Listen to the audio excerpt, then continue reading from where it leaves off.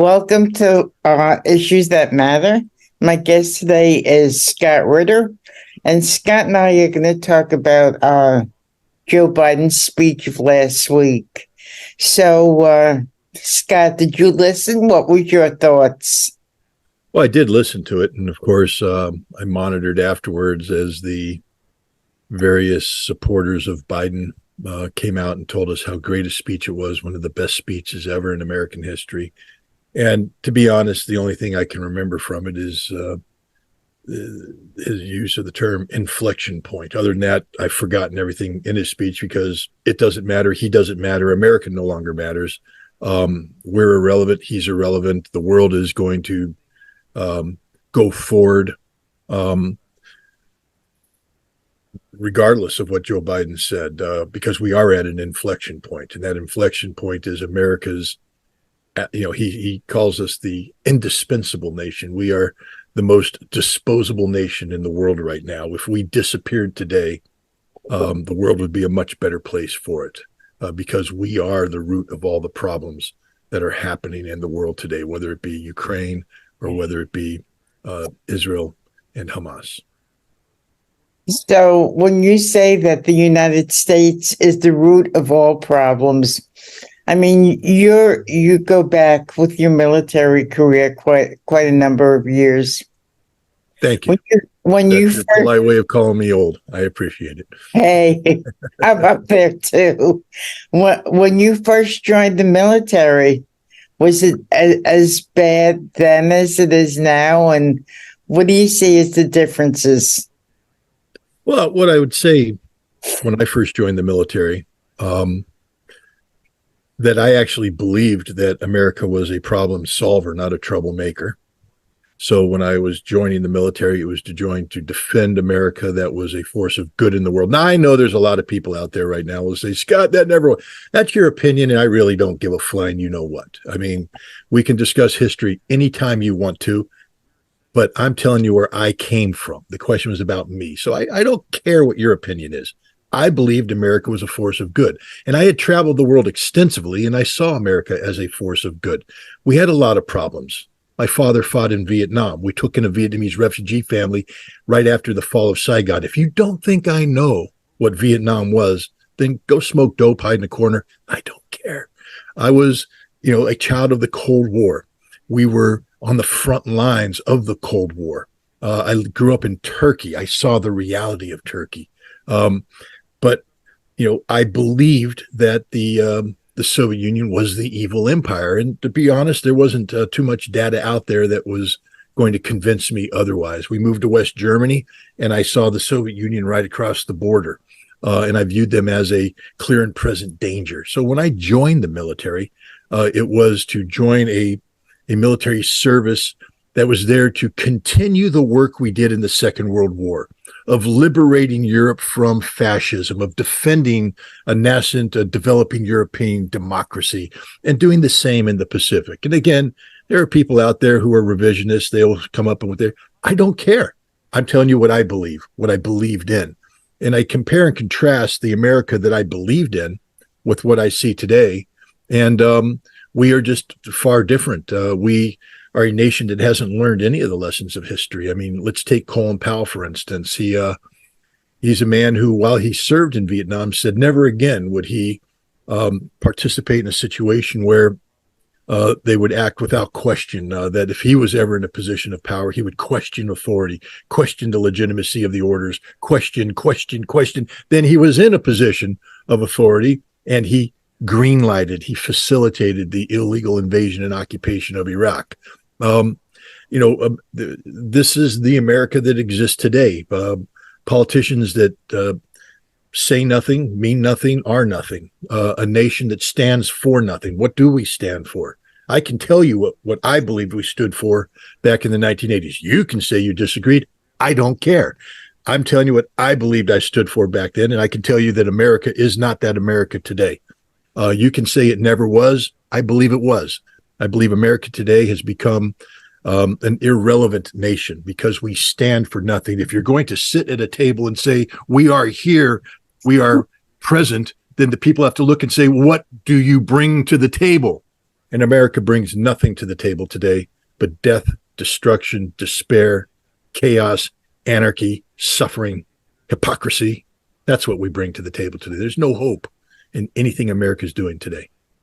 That sounds a little depressing. Well, how depressed do you want to get, Cynthia? You know, in 1977, when my parents moved to West Germany, we were 32 years removed from the end of the Second World War, the defeat of Nazi Germany. I have been to Dachau.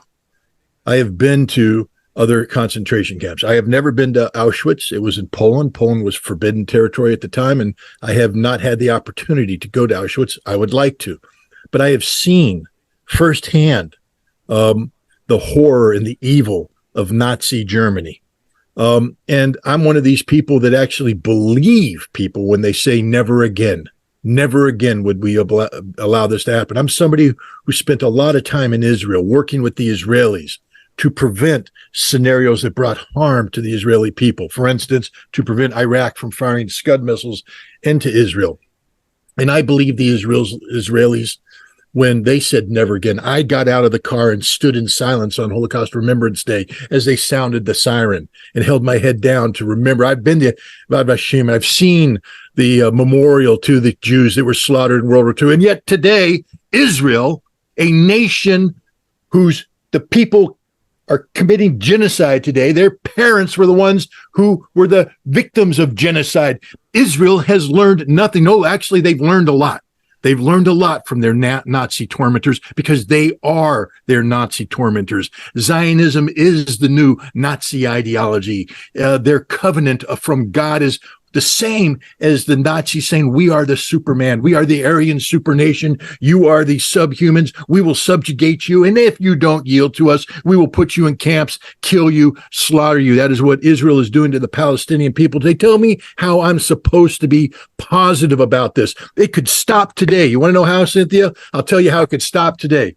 Joe Biden picks up the phone and tells Benjamin Netanyahu, not one more dollar. You will never see another dollar of American money if you ever drop another bomb. And if you drop 2 bombs, those aircraft carriers out there are going to level your pathetic little country. That's how this could stop right now. But we let Israel run amok because they own our Congress. We watched them buy our Congress for decades. They brag about it. I'm not making this up. This isn't Scott Ritter being anti-Semitic. This is Scott Ritter simply repeating what Benjamin Netanyahu has already said on tape, what other people have said, what AIPAC brags about. They own the Congress of the United States. And if you're an American citizen, you should be insulted by that because Congress is supposed to work for us, the people who vote for them. But really, Congress works for AIPAC and Israel, the people who buy them.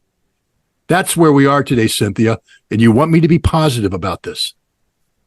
Okay, so in this speech, Biden wants to allocate $61 billion for Ukraine, $14 billion for Israel.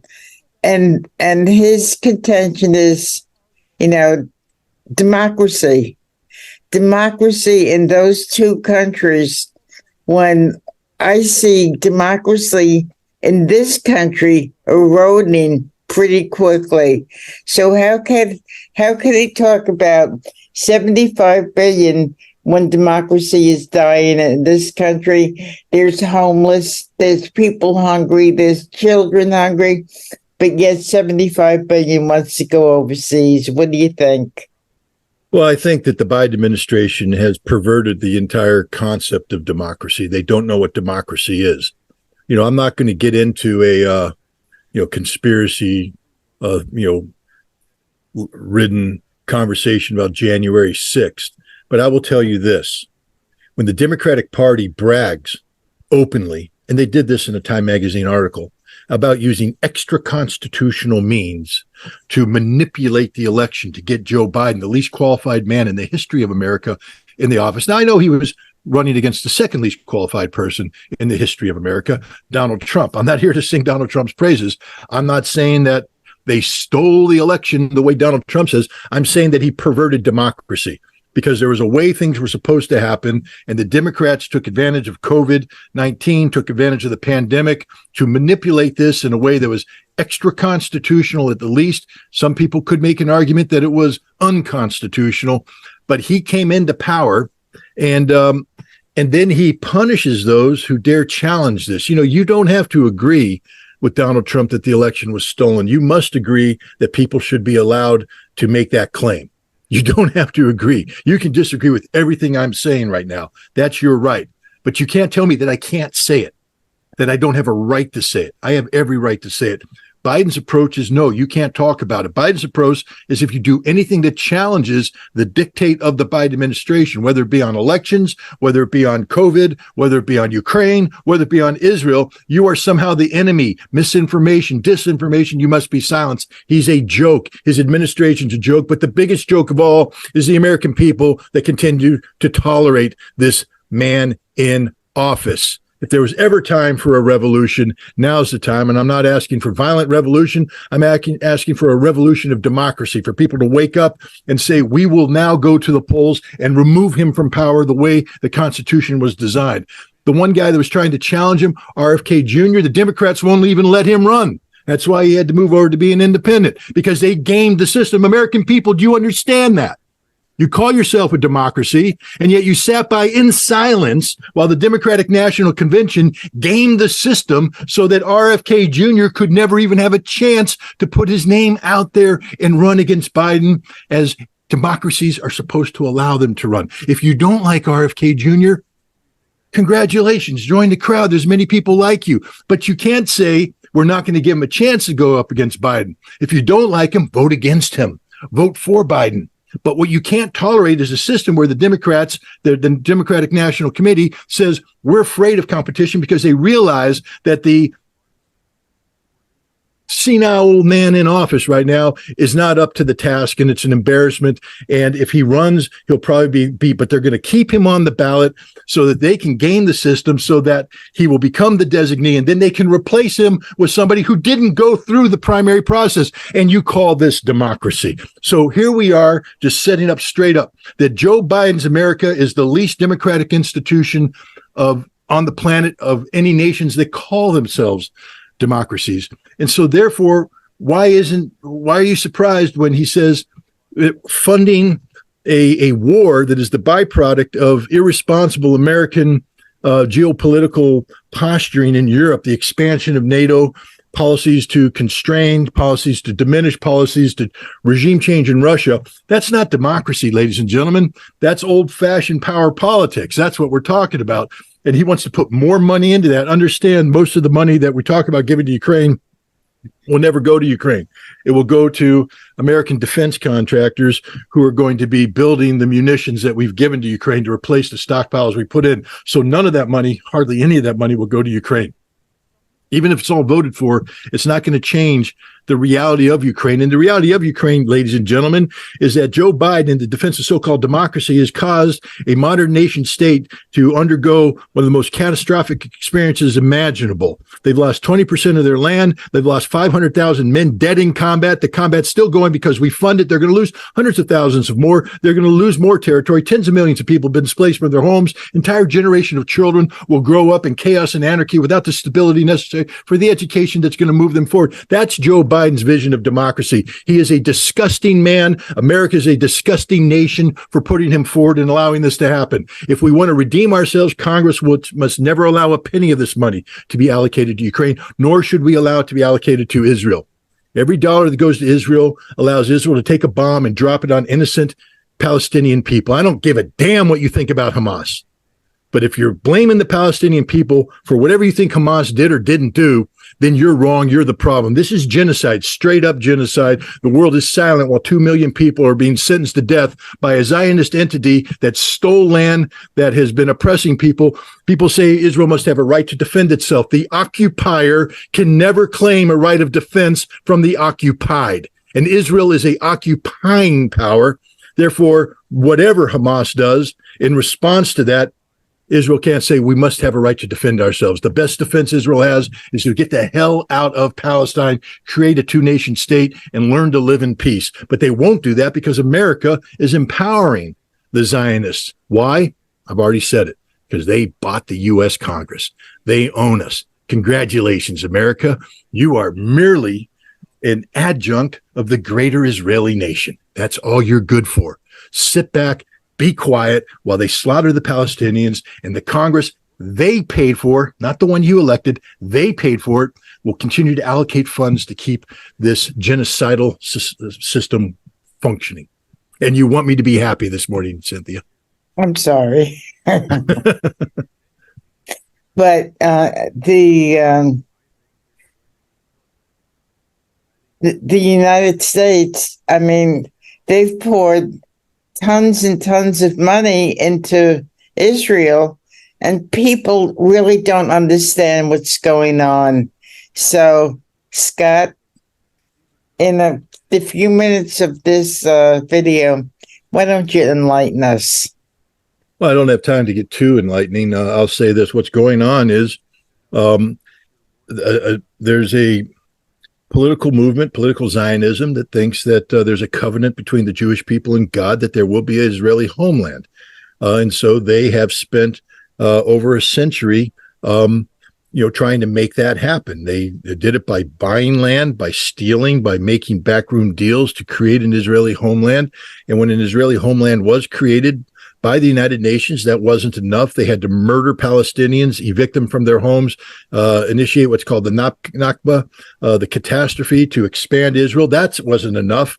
So they are now building illegal settlements to seize land, not because the United Nations says it's their land, but because they believe God has anointed them to do this, because they have a covenant with God. They are God's chosen people. Therefore, greater Israel must be the reality, and nothing will stop them. And they are going to continue to do this regardless of the human cost. That's what's going on today, ladies and gentlemen. When you say you support Israel, you are supporting a political movement that is about taking one people and putting them over another. If you are an American, this should disgust you, because you understand that we are founded on the principle that all men are created equal. This means women too. All humans are created equal, but that's not the Zionist principle. That's not the Israeli principle. Their principle is that Jews are superior to everybody else in the world. And if you're an American and you're not a Jew, understand what they're saying. They're superior to you, and they treat you as an inferior.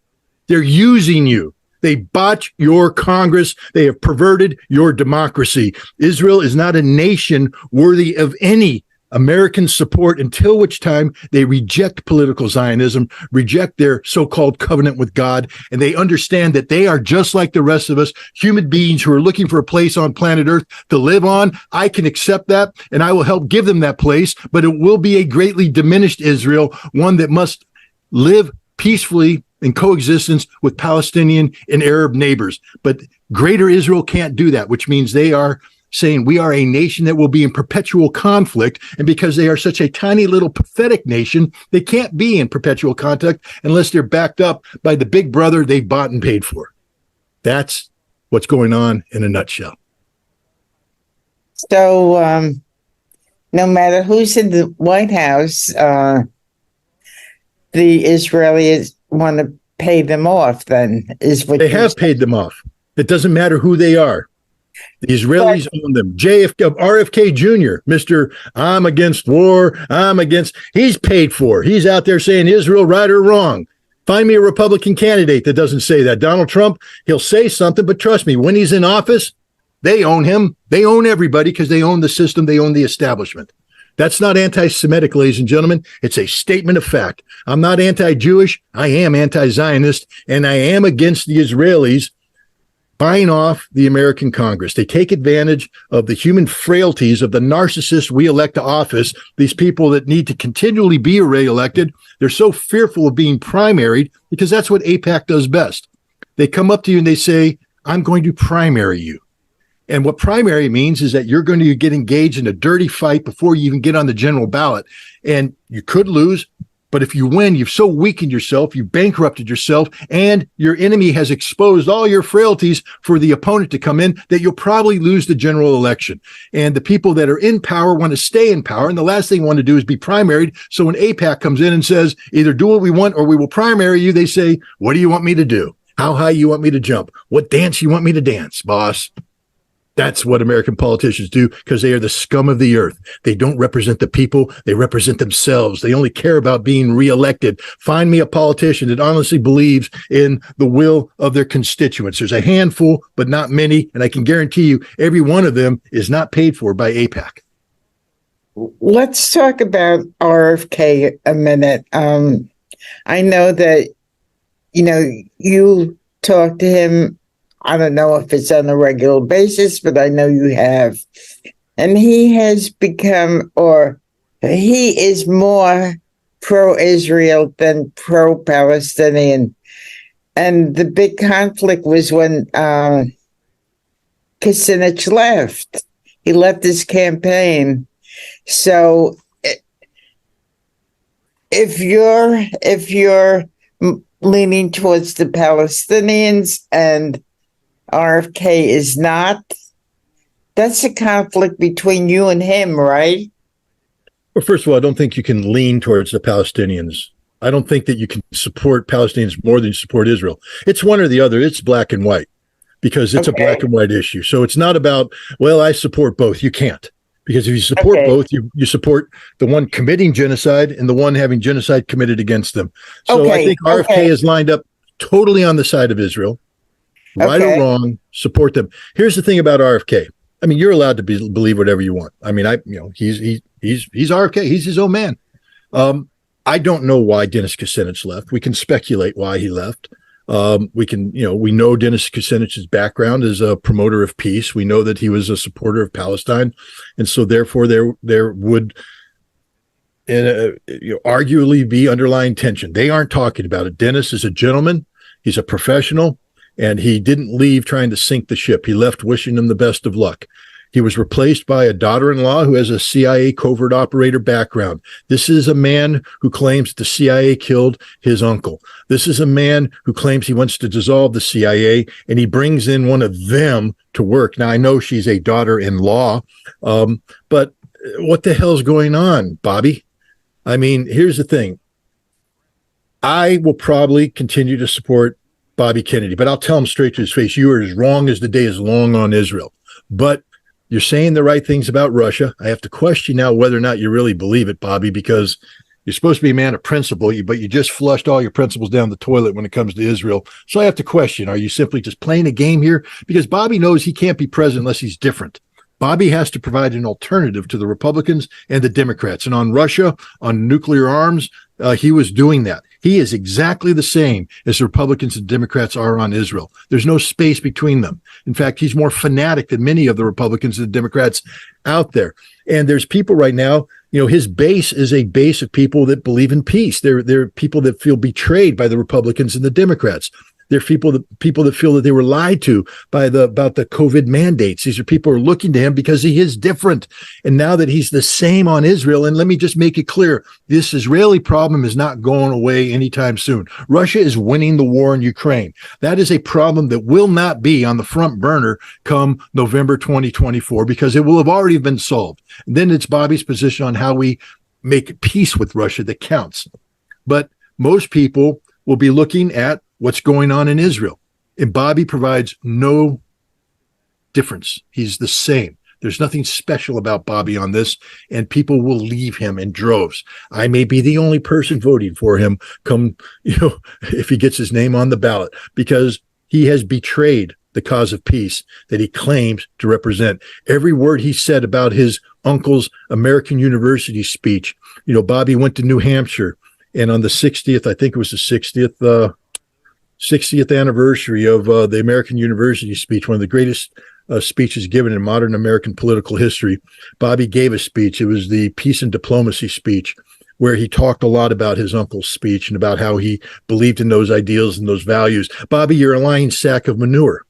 All right. I can't believe a word you said, because everything you claim to stand for in that speech, you have thrown into the trash by your support for Israel. You stand for nothing. You can't even explain why you support Israel. You haven't been able to come out and say, because you are not a Jew, Bobby.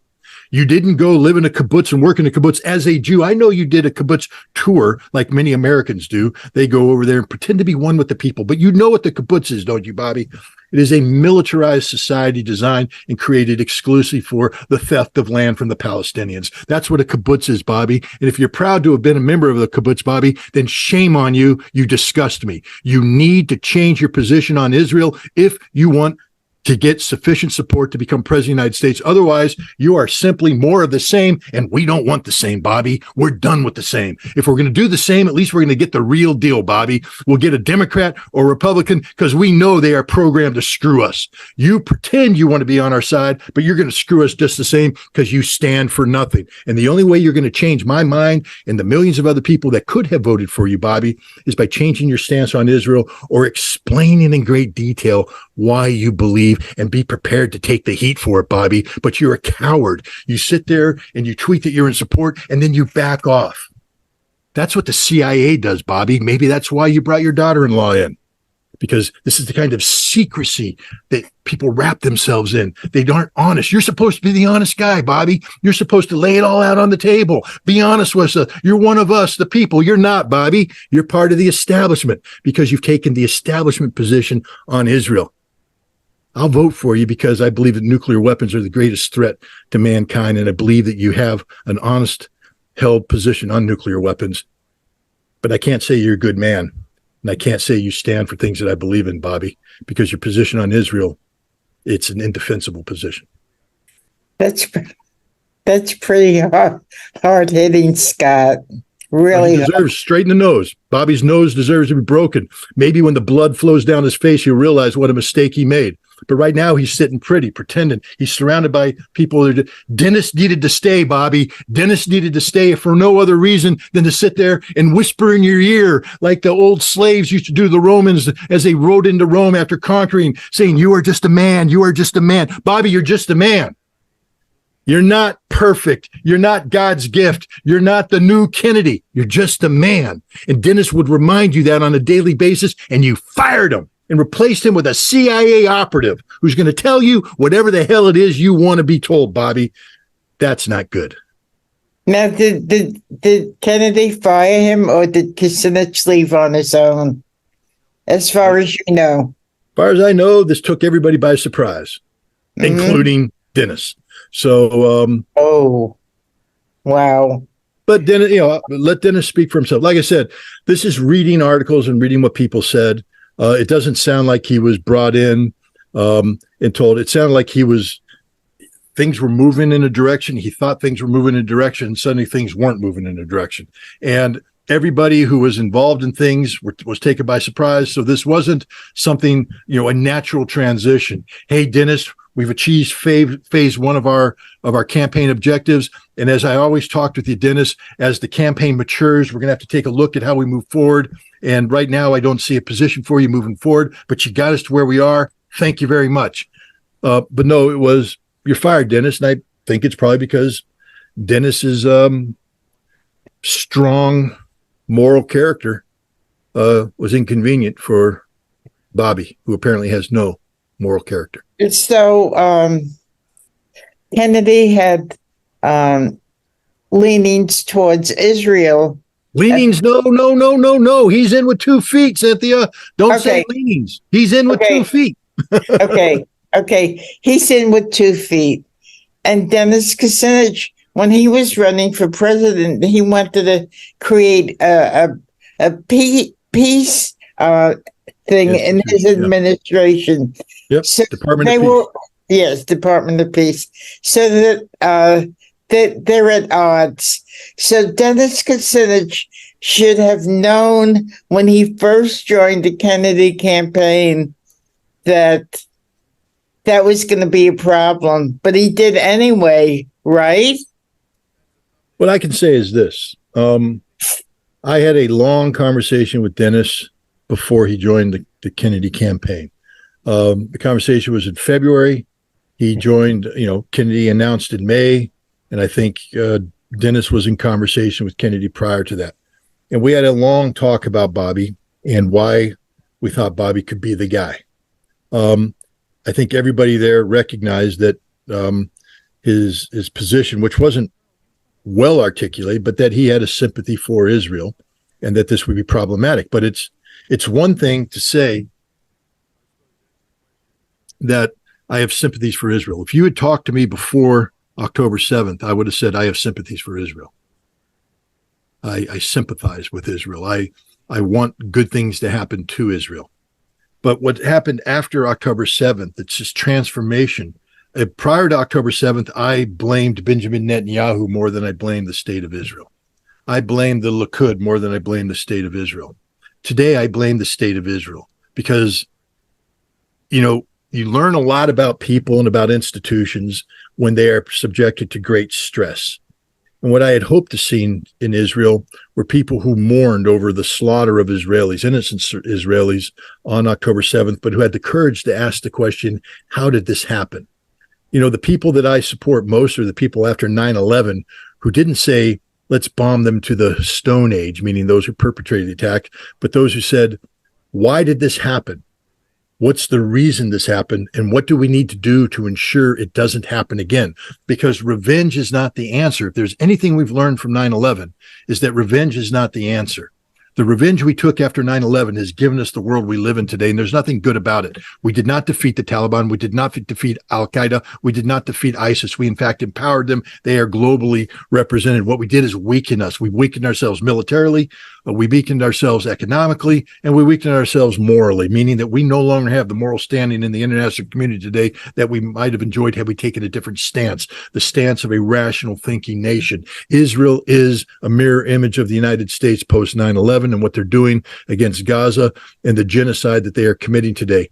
But we didn't know that. You wouldn't have known that prior to this happening. So I think there was a lot of people thinking that Bobby's pro-Israeli position could be somewhat, could be subjected to moderation, control, etc. His son Connor fought in Ukraine on the side of the Ukrainians, and that colored Bobby's position. But look at what happened.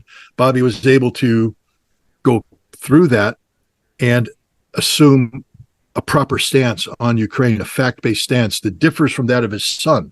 But so that proves that Bobby can be reasoned with and that he can make the right decision. And I think there was a lot of people that hoped that we would be able to do the same thing regarding Israel. But October 7th brought the Israeli issue to a head. And because Bobby doesn't have the ability to question Israel, to challenge Israel, because he's not leaning towards Israel, he's in with 2 feet, Bobby jumped to the I support genocide no matter what camp. And that cannot be supported ever. Dennis didn't know that when he signed on. Nobody could have known that. Oh, okay. How could you have known that Bobby was going to jump into the genocide camp? Because there was no genocide taking place. You knew that Bobby was sympathetic to Israel, but you wanted to hope and pray that you could reason with Bobby so that maybe he could come back and support an Israel that was modeled more on the vision of Yitzhak Rabin than the vision of Benjamin Netanyahu. But it's clear that Bobby will support Israel no matter what. I mean, he has said that he's against Benjamin Netanyahu, that he's against what Benjamin Netanyahu is doing in terms of the perversion of democratic institutions in Israel, the rewriting of basic laws so that the judiciary is no longer a separate but equal branch of the Israeli government, but rather a subservient tool of the Likud party to ensure that no judge will ever be seated that will seek a corruption conviction against Benjamin Netanyahu, because it's all about Bibi. It's all about Bibi. He's changing Israel. He's destroying Israel because he doesn't want to go to jail for the corruption he committed for decades and decades and decades. Prior to October 7th, Israelis were in the streets by the hundreds of thousands demanding that Bibi be gone because he's a corrupt fool. He's an evil man. And they knew that. Now, October 7th happened. He now has this government of unity, but it's still a government unity premised on the notion that basic law has been rewritten, that the judiciary responds to the Likud, that the Likud will never allow a judge in who will convict Bibi Netanyahu on conviction charges. That's not democracy, Cynthia. That's not democracy. Well, so things aren't going to be all roses and butterflies soon. It's going to continue to be like this for a while. So I'm sure we're going to have many conversations. But give us the latest on your endeavors. How's the movie? How's the book? What's going on with you? Well, I mean, this Israeli conflict has, of course, taken a lot of my time and such, but I am committed to this movie. We are continuing to actively fundraise. In fact, if you go to scottritterextra.com, you'll see that we've released when I traveled to Russia, I brought with me a challenge coin that I gave away as a representational gift to people, and it was extraordinarily popular. And I wrote an article about it, and people kept saying, "How can we get that coin?" Well, you can't. Only 200 were made, and I gave them all away.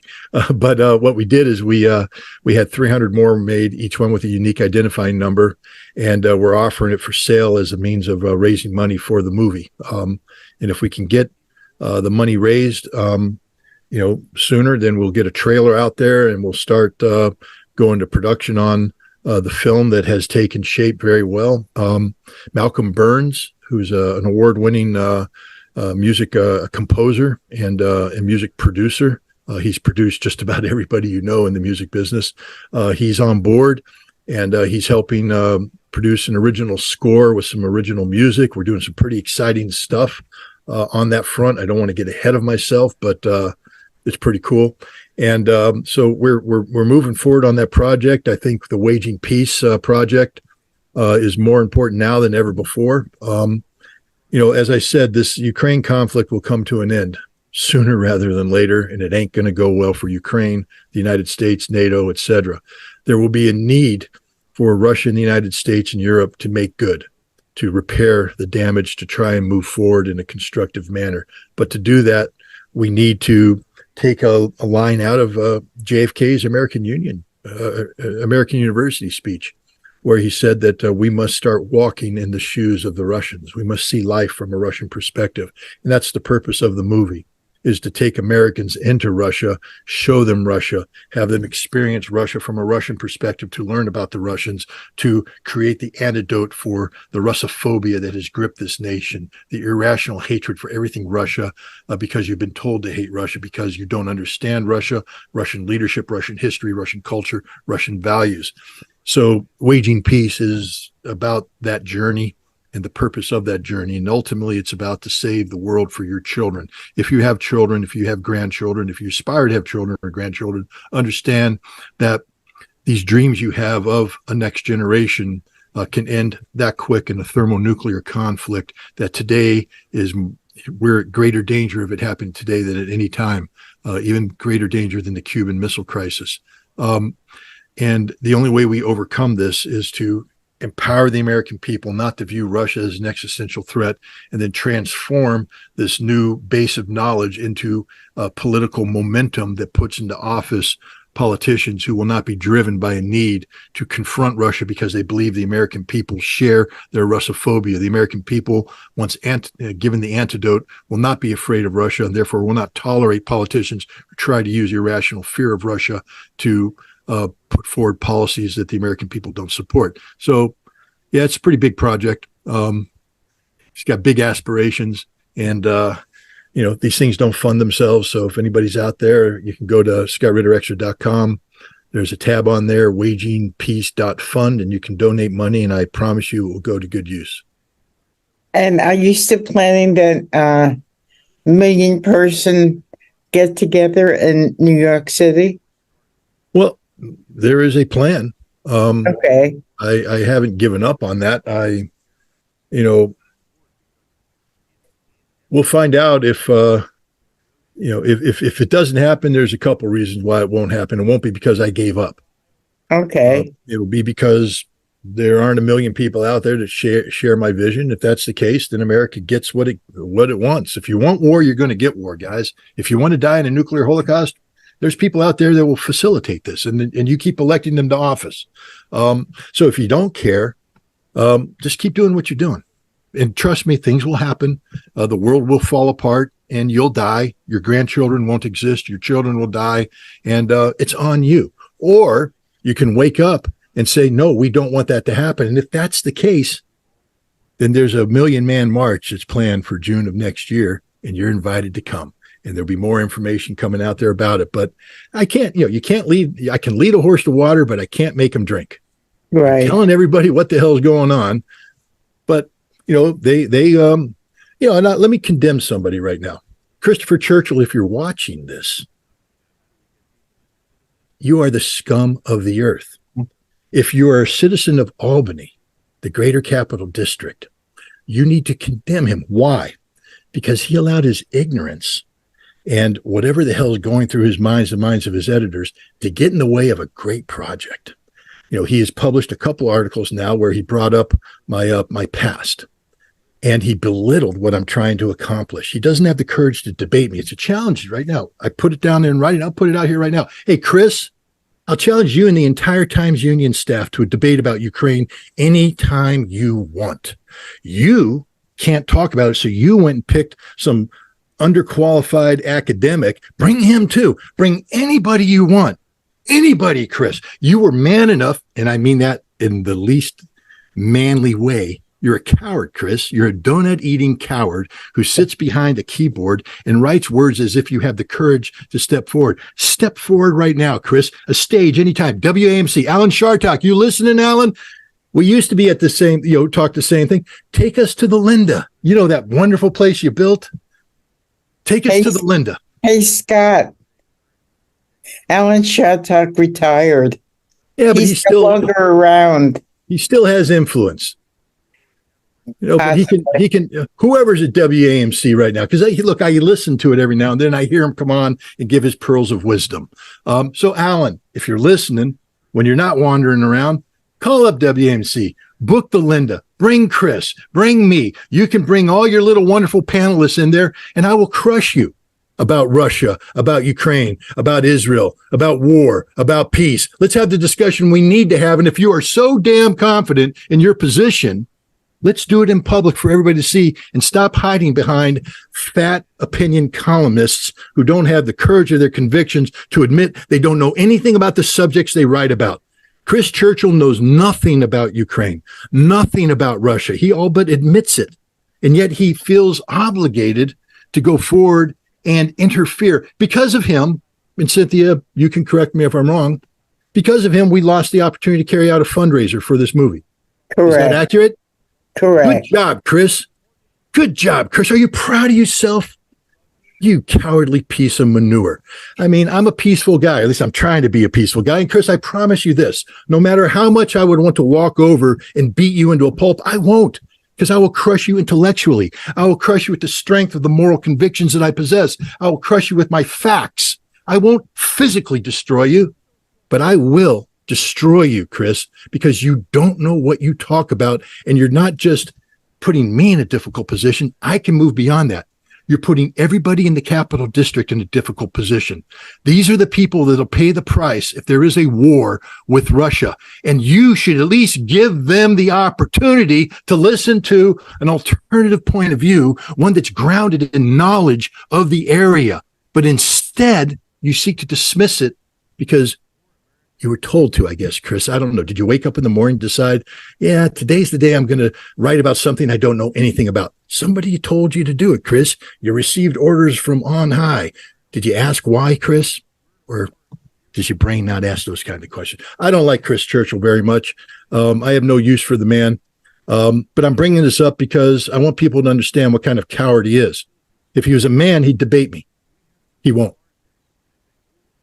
Interesting. So, Scott, I hope you got your ranting for the day. No, I'm wound up for the week. Maybe on Friday I'll be but it is Monday and I've been percolating all weekend long. So I'm sure that there'll be many other issues that we can discuss on Issues That Matter. I'm Cynthia Pooler. You've been listening to Scott Ritter. And if you like the show, please subscribe to my YouTube page. Thank you. Have a great day. Thanks, Scott.